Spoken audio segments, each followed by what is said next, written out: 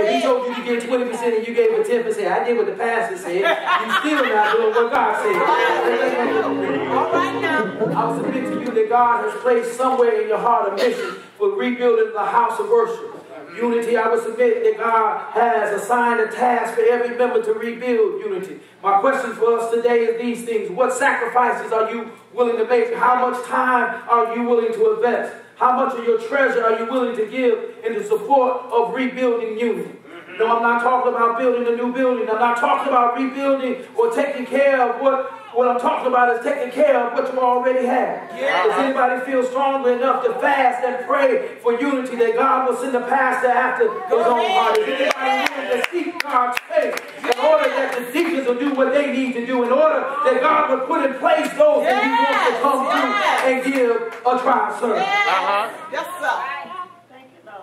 We visited 2 questions, and because of the sake of the time, I'm going to move on to my spiritual imagination. I realize that it's hot in this building.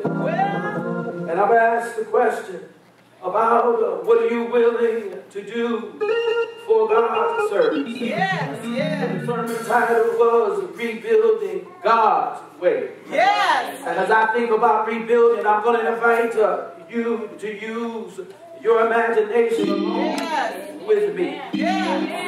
And when you rebuild, you know that there's always going to be some bricks. You need the bricks to rebuild a strong house. I don't have nothing against you if you only got siding on your house. But I remember the story about the 3 little pigs. And whenever the storms of life come, I want something strong enough that'll stand against the wind.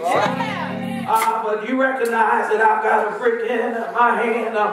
Some of those that might be in construction realize that it's an old and hard to find brick. I'm not worried about that fact. But there's 2 things that God's people can do with bricks. I hope you don't mind. The first thing that God's people can do with bricks is they can throw at somebody else.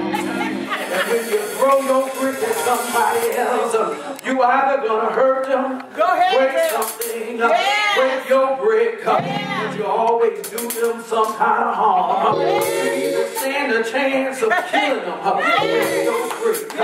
And I would submit that everybody in God's church, no matter where he's placed you, you already strategically placed brick for that congregation.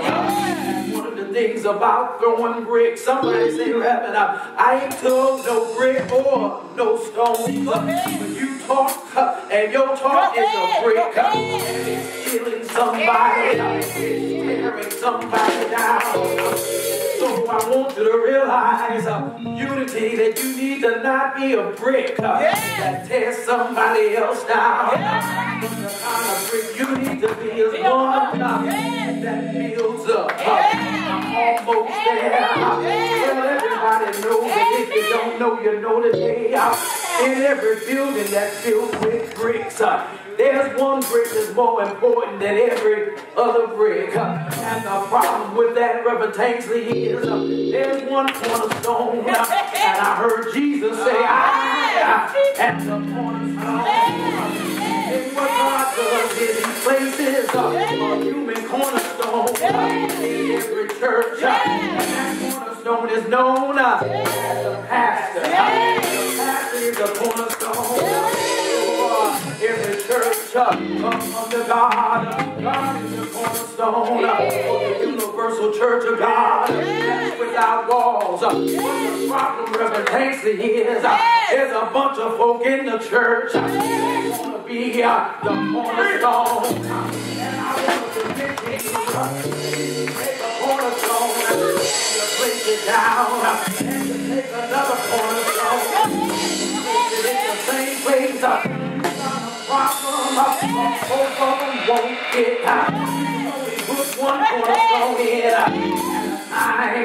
Well, what are you saying, Reverend? When everybody wants to be the cornerstone, the church cannot get built. Somebody needs to realize you need to rebuild rebuild God's way. I feel my help coming right now. When you build God's way, it doesn't matter if you touch the cornerstone or you on the other side. There's some folks in church representing me. If they can't touch the pastor, they don't want to do nothing. If they can't be in the pastor's face, they don't want to do nothing. Won't pay their money, won't come to Bible study, won't support the church. If they can't touch the cornerstone, I'm almost there now. When you decide, I'm going to be the brick I want me to be. It doesn't matter. I'm on the back side. It doesn't matter. I'm on the front side. It doesn't matter who I'm next to. It doesn't matter if I support anything or if I don't. As long as I'm with